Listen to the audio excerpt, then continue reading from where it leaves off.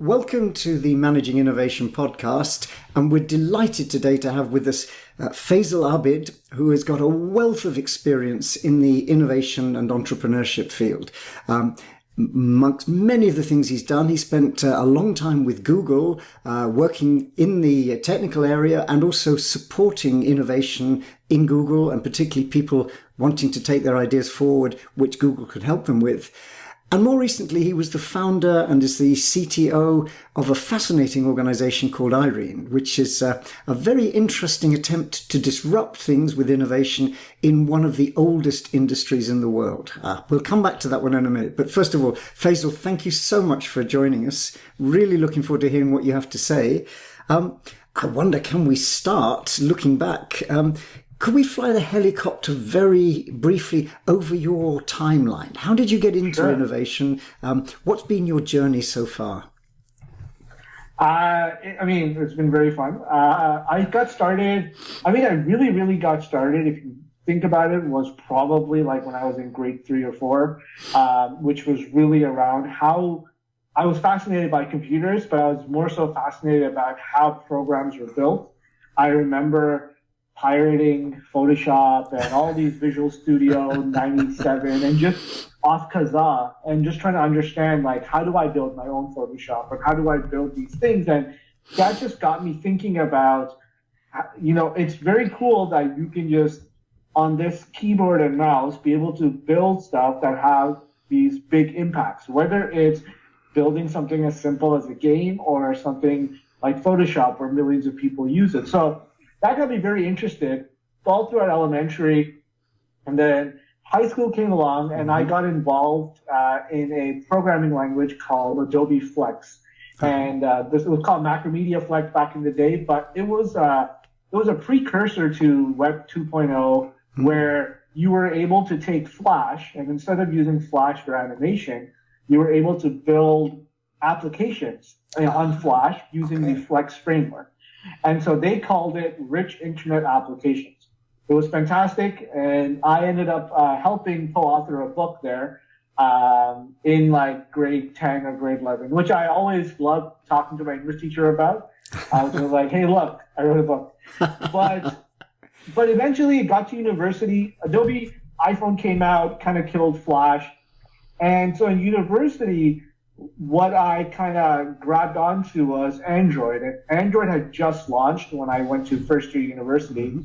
And I was like, well, where is something I can innovate there? And I would consider that my first startup, where I said, let's find a gap in the Android ecosystem and build for it.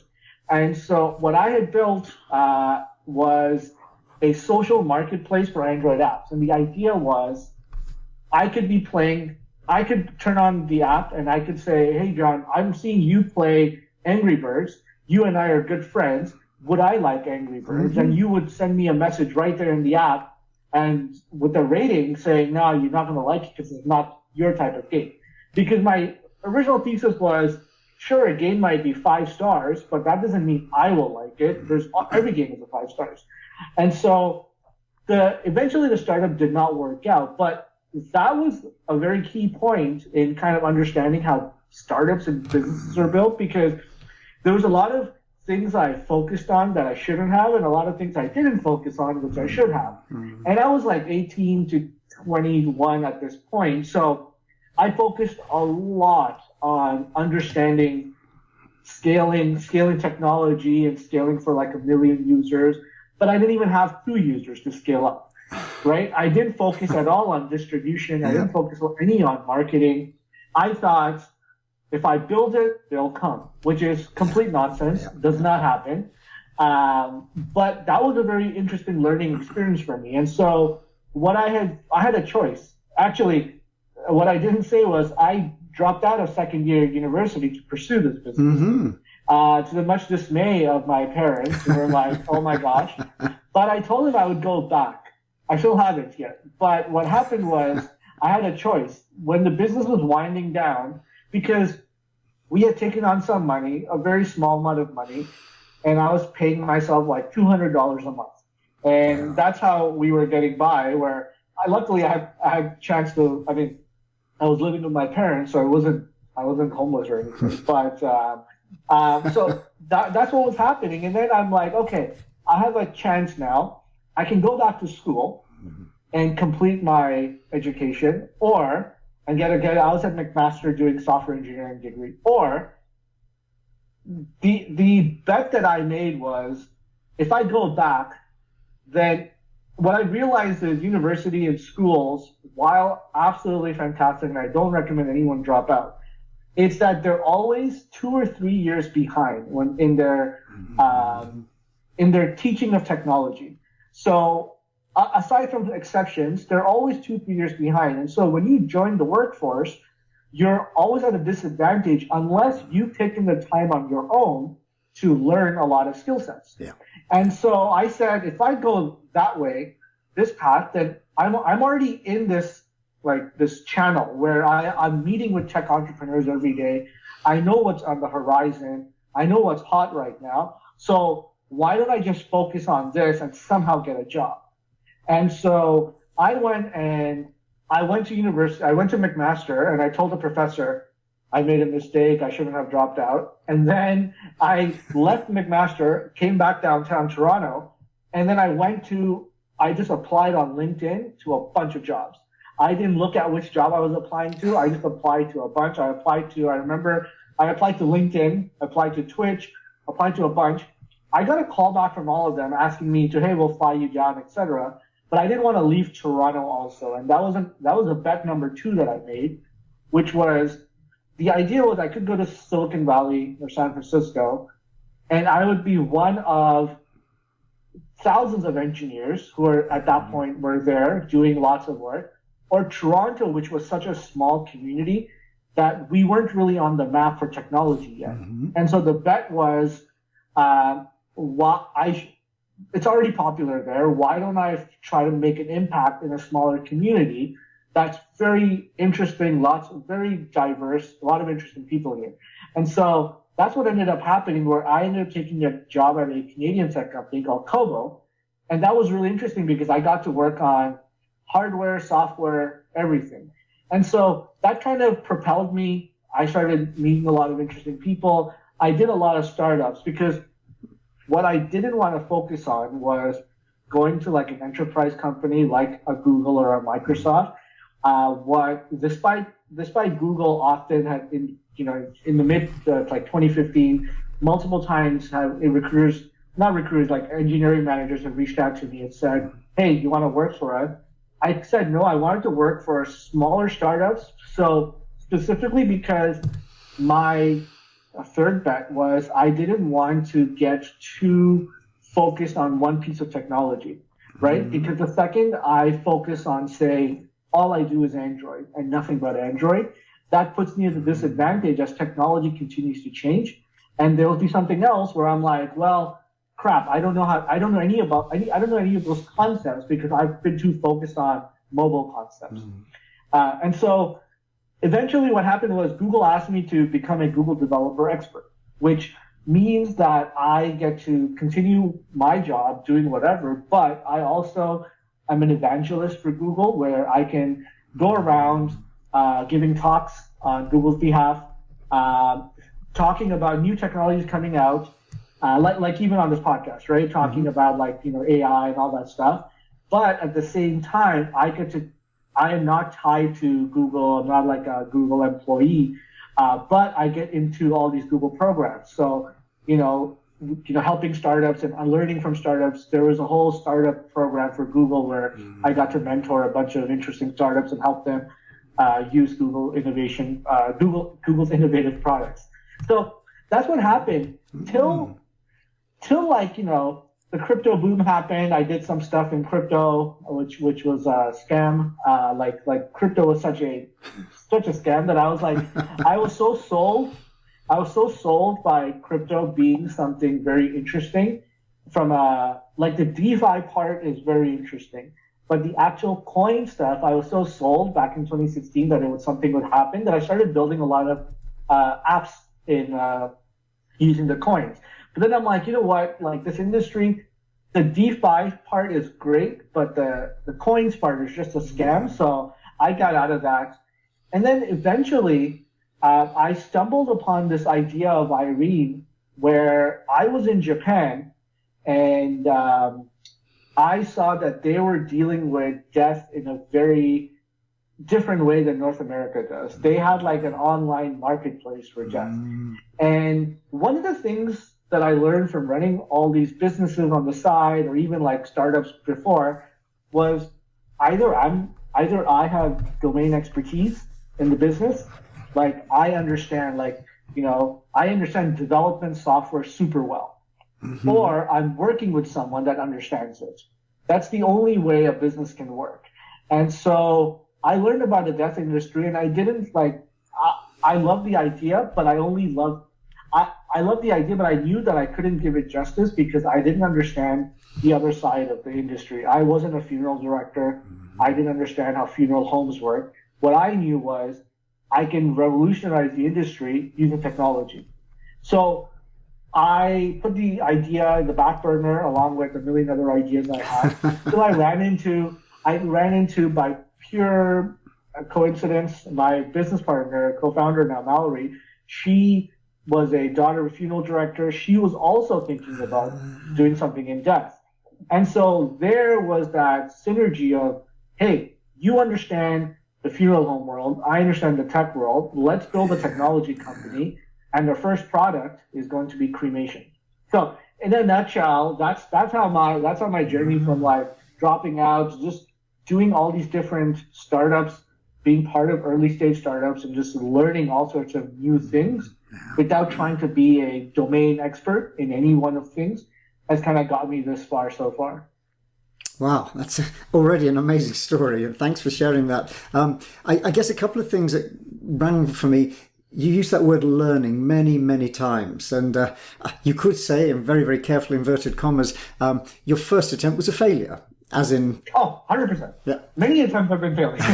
Yeah. But that, I mean, and we know this now, that's not a bad thing as long as you learn. There's nothing wrong with failing if you learn from it. No. And you don't make the same mistakes twice. So I wonder, could you just comment a little bit more on that experience and what you then were able to pass on as a mentor when you were doing some of the Google developer stuff? Like my biggest mistake for that first business was we spent way too long to launch. I had we had started the business, me and my business partner at that time. We started the business in, say, September when Android launched, right? But it took us 2 years to launch. Why? Because the technology had been built, but we started thinking of new features to add. We started thinking of new ideas. We got stuck in this perpetual feedback loop of, hey, you know what would be great we can add? We know what would be great we can add. And yes, there was some investor interest, but we never got so far as to properly think about marketing and all that stuff, where it took us too long to launch. Compare that to my other businesses, including Eirene in a lot of ways, where I would have the idea, say, month 1, I am launching this product in like month 3, the most bare bones version of this product, just so I can see, is this an idea worth pursuing? With Eirene, it was a lot of the same, where after me and my business partner met, Mallory and I said, okay, let's build it. We built it.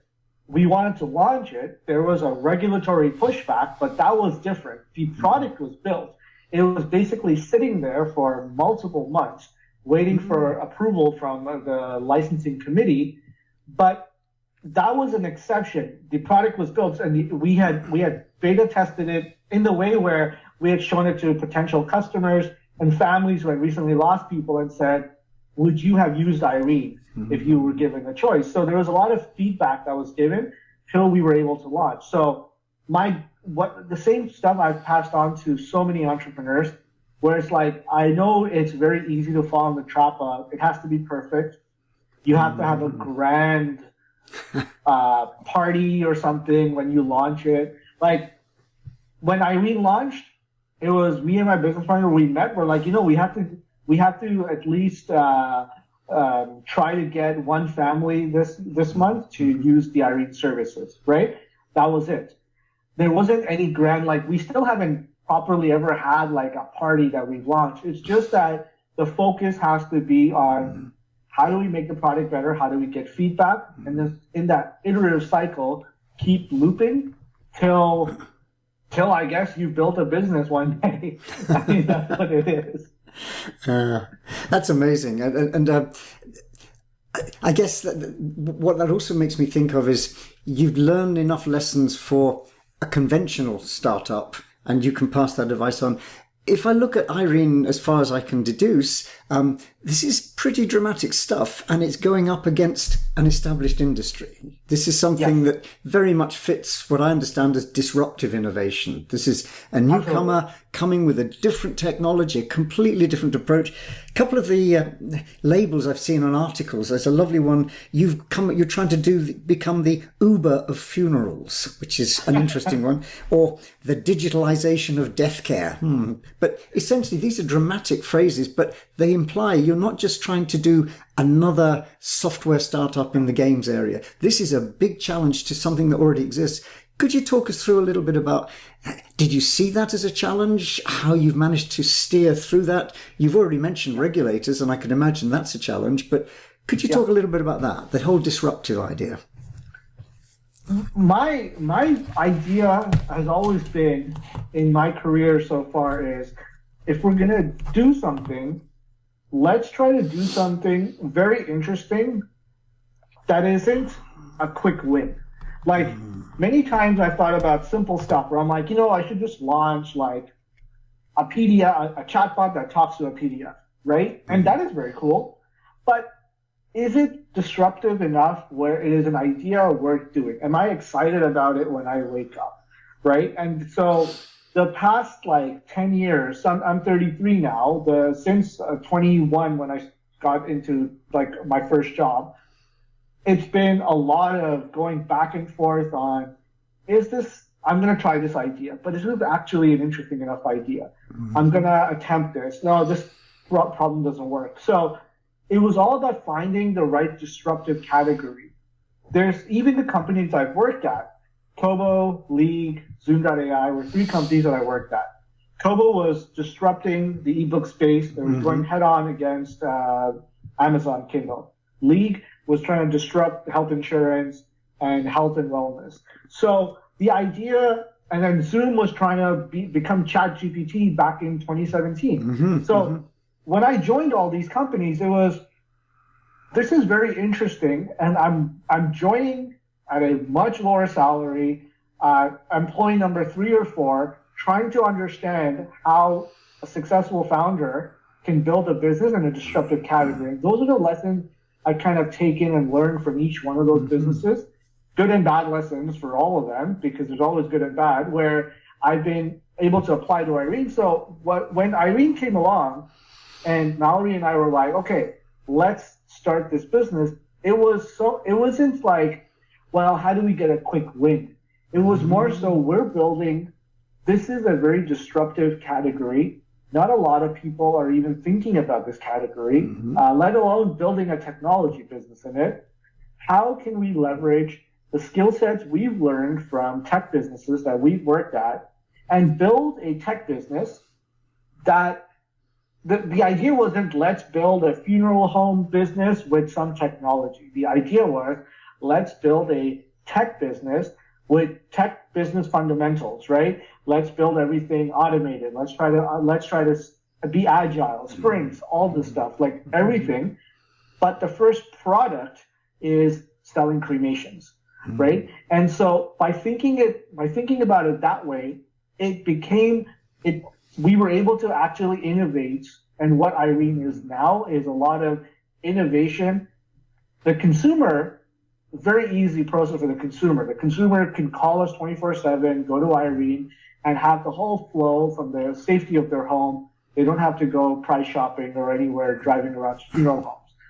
The back end, we built a system called Funeral OS that's able to analyze all phone calls, extract all relevant information, pass that over to the funeral director so the funeral director can just review all this information. There's a whole bunch of stuff that happened because that's what tech companies do. We innovate and we try to disrupt a category. So that's always been my theory of let's do something worthwhile. that is disruptive versus build another Snapchat filter or something. That's fascinating. And I guess the question I've got coming back from the theory of disruptive innovation, it's not so much the innovation, the technology, it's the fact that it's a completely different kind of value network. And Yes. in something as old as the funeral business, that network is really entrenched. It's got regulators, it's got many other players. It's, I wouldn't say it's vested interest, but it's a kind of very hard thing to crack. And Yes. I'm just wondering, what you're really effectively doing is replacing that with a much more effective network. But that can't have been an easy process in the early stages.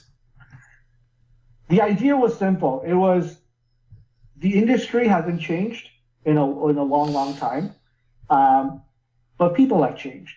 We fundamentally are different people than people that lived 100 years ago, but the industry is the exact same as 100 years ago, right?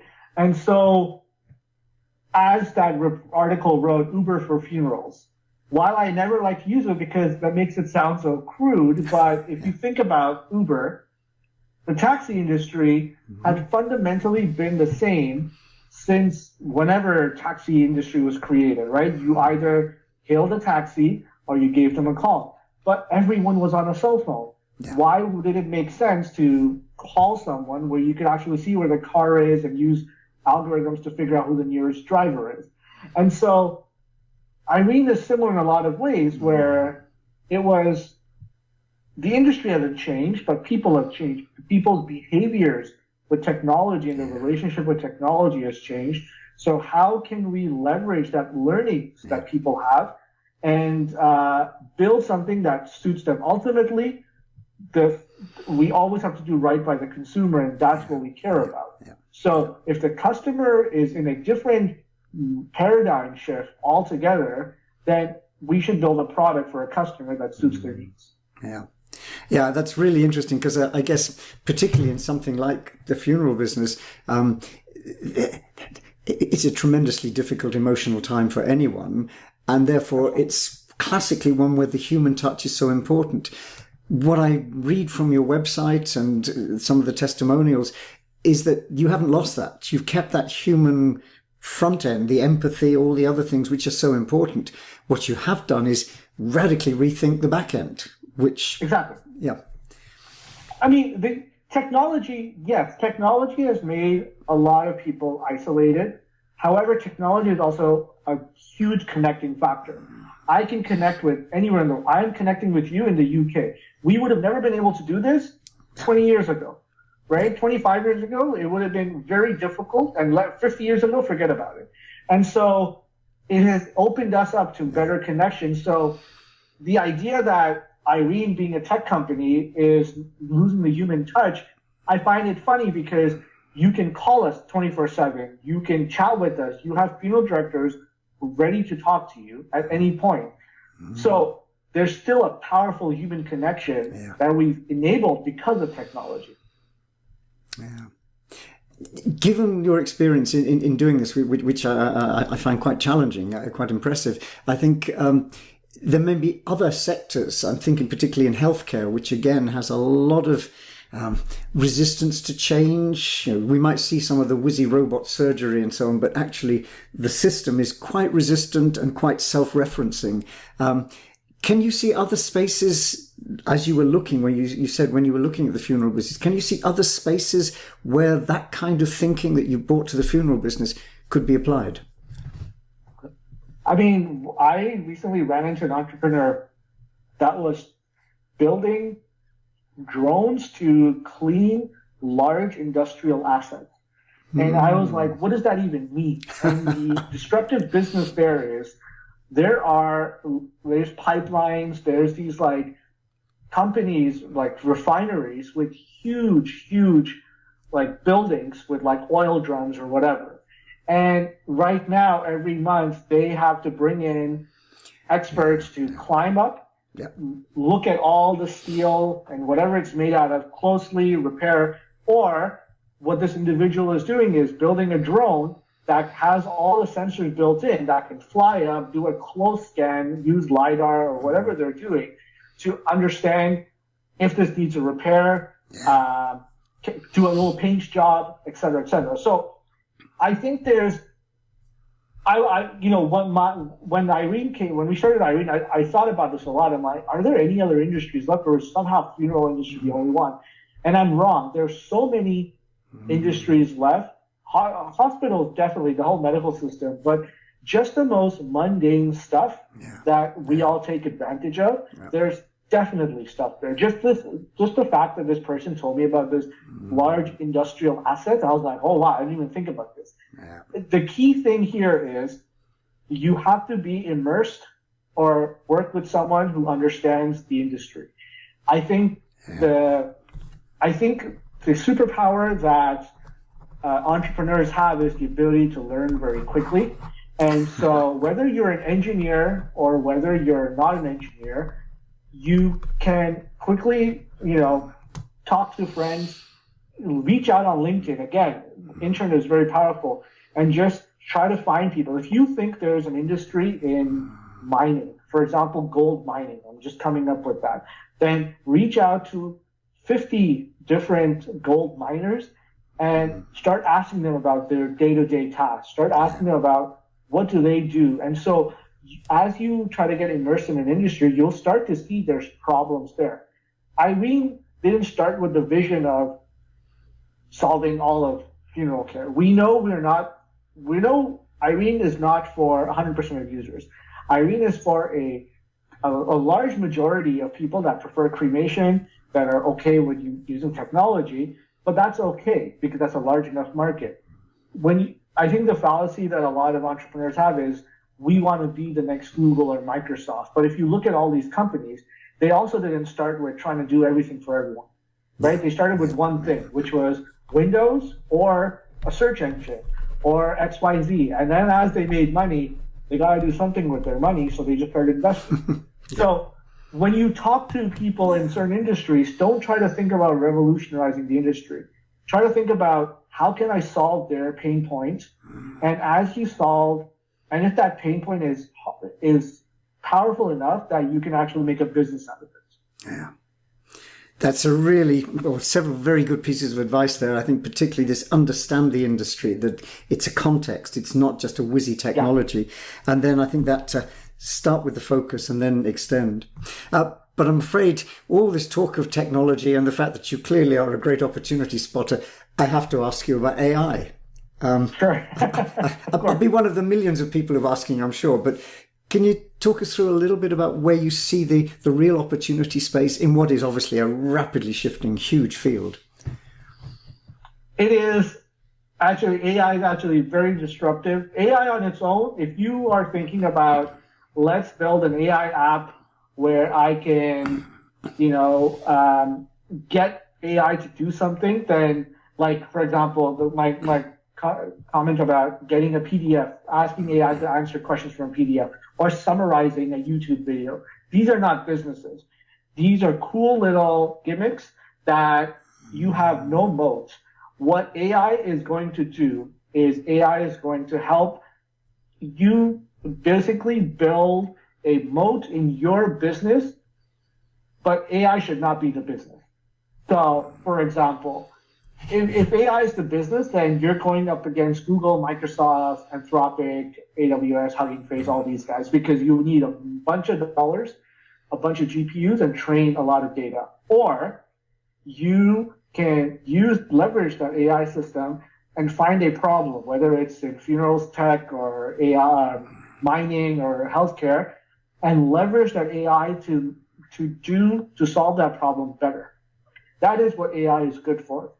There's a lot of hype around AI can do A and AI can do B, right? Specifically, when we talk about AI in this context, is large language models. But even if you're talking about AI outside of large language models, you're not going to be able, unless you have some deep research experience and a lot of money through Google or these guys, be able to create a new form of AI. So that endeavor is kind of pointless. What you need to be able to do is look at an industry and say, how can I apply AI to this specific industry to make it better? Yeah. So I'll give you another context. As part of Funeral OS, there's so much AI that runs in the background, whether it's large language models or whether it's, prediction AI, understanding how our ad spend's going. We built internal AI to optimize our website, et cetera, et cetera. So there's a lot. That's what we've been able to do specifically in the funeral spaces context.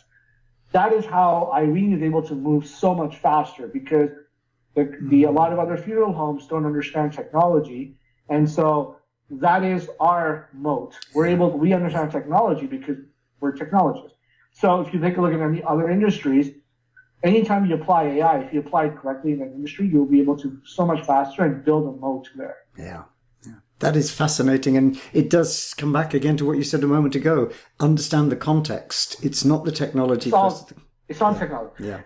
It never is the technology. Like, there's so many cool demos. If you go to Hugging Face has a website called Spaces, and a section called Spaces. And there's so many cool demos of people cloning voices, people deep faking videos, and all sorts of stuff. And if technology was the business, each one of those would be $1 billion valuation. Yeah. But they're not. You have to understand, how do I take this technology and actually make a business out of it that actually solves a problem? Yeah. Otherwise, it reminds me, there was a company back in the day that built like a juicer machine that was like a subscription model where you had to buy juice packs and all this stuff. It's been studied a lot by HBR and a bunch of other stuff. That wasn't solving anyone's problem. That was just a cool tech. I think that's very cool from a technology standpoint, which is an IoT machine with DRM packs and all of this sorts of stuff. But what problem is that solving? Yeah. So you need to actually take that and go, I'm going to solve a problem that is big enough where I can charge money. If you don't charge money for it, then it's not a business, and you're just wasting your time and your potential opportunity cost. Fantastic. Faisal, we're running slowly out of time, but perhaps I could ask one last question. Yes. Although you're still a very early stage, 33, you've still got a long career ahead of you in all of this. You've accumulated a lot of knowledge the hard way. You've done it and you've learned by doing. That's fantastic. If you were now talking to perhaps some of my students who are sort of still thinking, I'd like to be an entrepreneur, I've got a good idea, what wisdom would Uncle Faisal pass on to them? Any gems for them? I'd iterate fast. Like Uncle Faisal would say, iterate very, very fast. Don't spend too long obsessing about perfecting it. The idea should be, you get it to a good state, you launch it. If it falls flat on its face, understand why. I think the asking at every step of the way, why is it not working, is very important. It could be that you just did a really bad job at the MVP, or it could be that you actually don't have a business here. So you need to really ask yourself why and keep iterating really, really fast. Yeah, so it's not a matter of throw it away, but it is about iterating and pivoting and keeping that process going. Yeah, you can start from idea A and end up at idea Z in a span of 12 months, or you can be stuck at idea A and not know if idea B to Z were going to work. So it's very important. You should iterate very fast. And every successful entrepreneur that I've spoken to has done that. Anytime I ask any entrepreneur who just had like a massive exit or has built a great business, I will say, well, hey, can you give me some advice on like what I should be doing? And they're like, velocity is very important. Keep moving fast and keep trying new things and learning from each time something doesn't work. Lovely. Faisal, thank you so much. That's really rich with great ideas and great examples. Really appreciate that. If people want to know more, particularly about Eirene, they can find more on the website, and we'll put some details at the end of the podcast. But for now, Faisal, thank you so much for your time. Really value that. Thank you. Take care. Thanks. Thanks.